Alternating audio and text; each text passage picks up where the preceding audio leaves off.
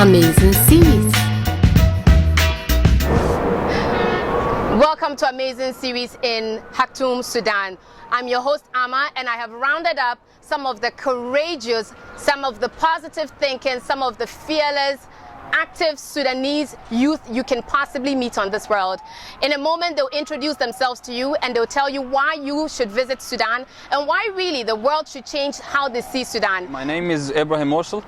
I'm a final year student studying petroleum engineering in Sudan University for Science and Technology, and I believe the world should know more about the hospitality and how welcoming Sudanese people are. Hi, my name is Wafa Alaman. I'm a fifth year medical student at the University of Medical Science and Technology, otherwise known as Mamun Hamed, and I think the world should know that Sudan is a place of wonderful colors and wonderful smells. Assalamu alaikum. My name is Hiba Adam Musa.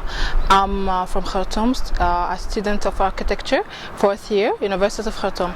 I believe people should know about Sudan, that we have good potentials here in Sudan, and Sudan is a nice place if people know it right. I'm Hajar Idris. I'm a student in architecture, fourth year, University of Khartoum. I think Sudan have many cultures and different types of people, and we are proud we are Sudanese. Okay, hi, my name is Arwa Zaki. I am a final year telecommunication engineering in Sudan University of Science and Technology. I think the world should know that despite the financial problems of Sudanese people, they could be really generous. My name is Mujahid Khalifa. I'm a medical student, final year in International University of Africa.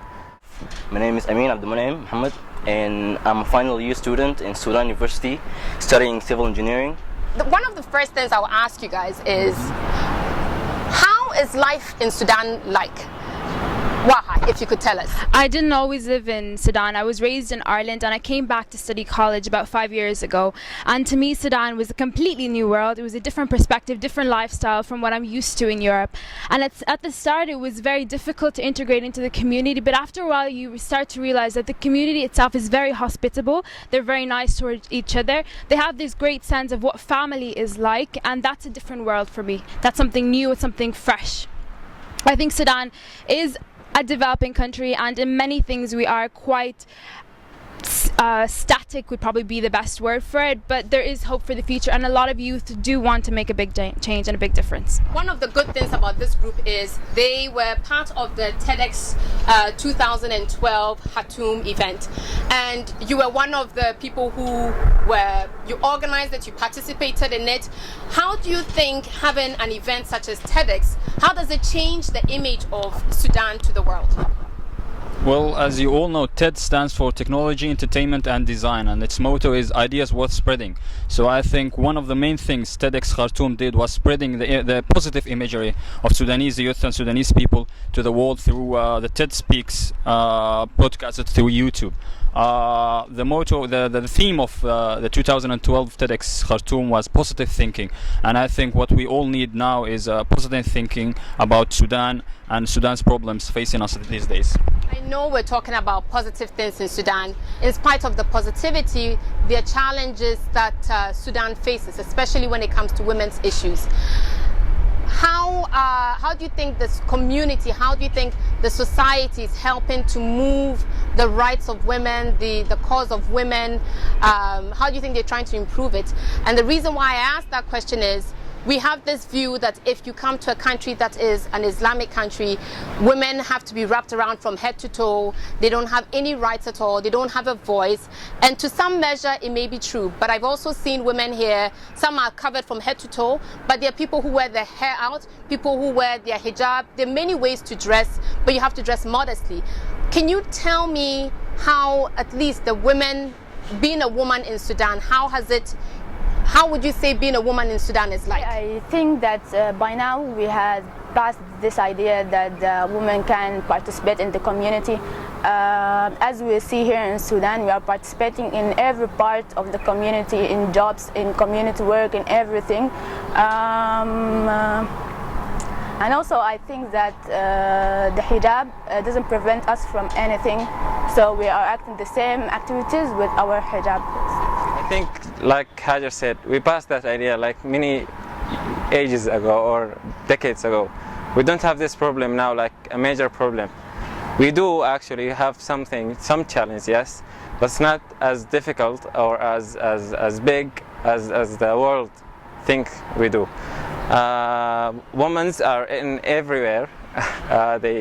In every job you can find women, and every they participate in every community activities or volunteering work or everything.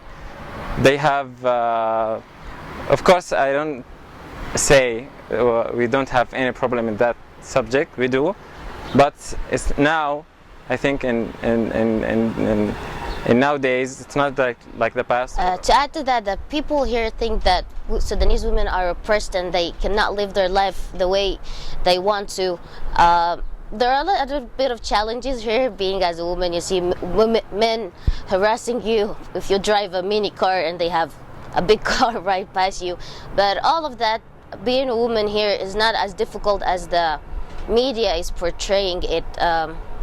We have a lot of, we are liberate somehow. We can drive cars, we can do shopping, we can do anything we want nowadays, not like other countries. And actually being as a woman in this country, it's not as oppressed as, it's not as the media portrayed, and I'm really happy here. When I think of Sudan, I used to think of one big country.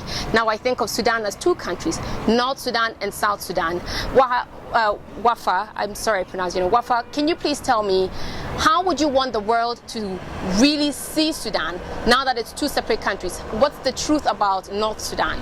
I did work on the camps trying to transfer the Southerners back to the Southerners back to their country.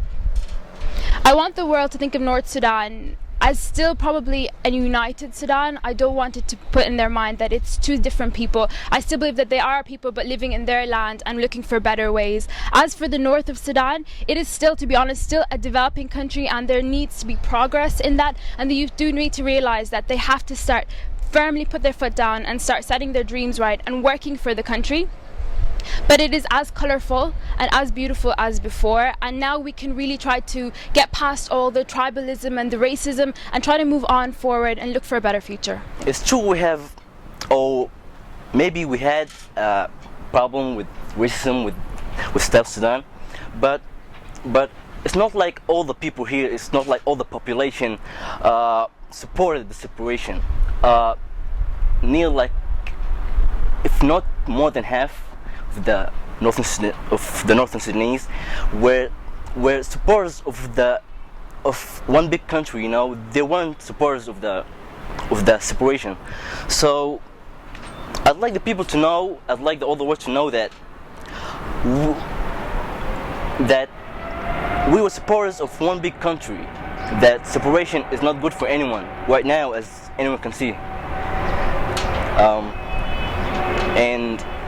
And I wish somehow we can live with our differences, even with the separation. Can you tell me, all of you, is there hope for Sudan? And if I come back in 5-10 years, what kind of change are you going to be implementing in Sudan to make it the kind of Sudan that the whole world should be proud of? Ibrahim, tell me. All right, I think that's a very good question. Is there hope? I think with all the problems going on these days, people are generally losing hope. They're like thinking of getting out of the country, trying to live abroad, stuff like that. But I believe if we believe in ourselves, if we believe that we can make a positive change in this country, we can do it. And if you come back, and I truly hope you come back in 5-6 years, I believe all of us sitting here will have made a progress. We have made a change here, because positive thinking is all we need now. Right now, positive thinking is all we need, and changing is not just by changing the community around us. First of all, we should start by ourselves, changing the mentality of ourselves, and then we can do everything we need. I used to believe that there is no hope, but as I met individual people, I've seen that there is hope. People here in Sudan are influenced by the West. You see a lot of them trying to perform or do the same things that they see in movies, that they see in the media, and they actually, it's positive. They are positive things. I see some people learning new languages so they could communicate with the world. I've seen here Sudanese people that are great talents. I've seen amazing guitarists, pianists, violinists. I've been with them all the time.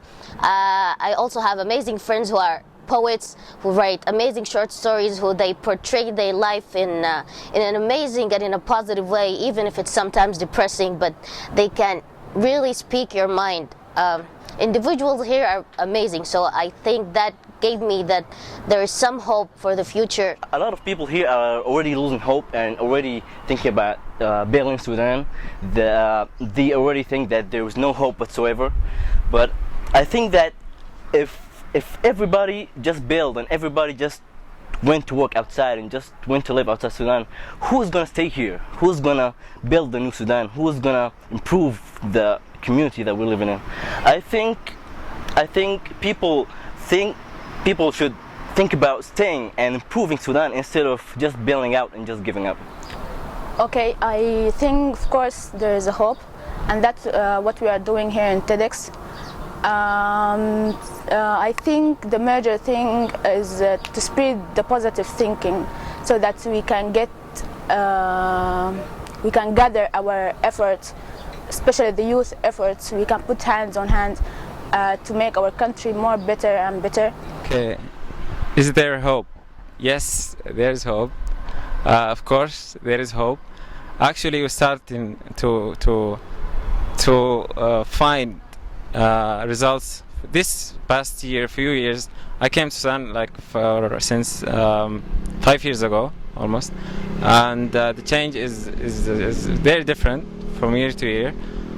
People in Sudan, despite the challenges, despite the financial problem, despite how the world look at Sudan, they really eager to fight to better life, to better Sudan. What you see in a country like Sudan is that it has so much potential. Everywhere you look, whether it's the real estate industry, whether it's general finance, whether it's the education or the schooling, all of them have gaps for improvement, and you can see slowly people are beginning to improve them, and it's the young people that are taking charge.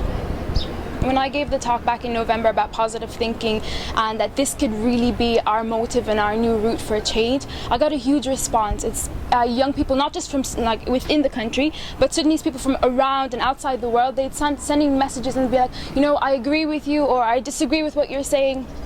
And I think people can change their mentality, but ultimately whether their response was positive in nature or negative, people are thinking about it. They still have something that they believe in, they still have hope for Sudan, and there's this sort of kind of youth quake where emotions are erupting to the surface and they really want to take charge of their country. And I think 5 years from now, when we look back and we're thinking, we're going to see a whole different world, greater potential, people are improving their lives, everything about themselves is going to be different.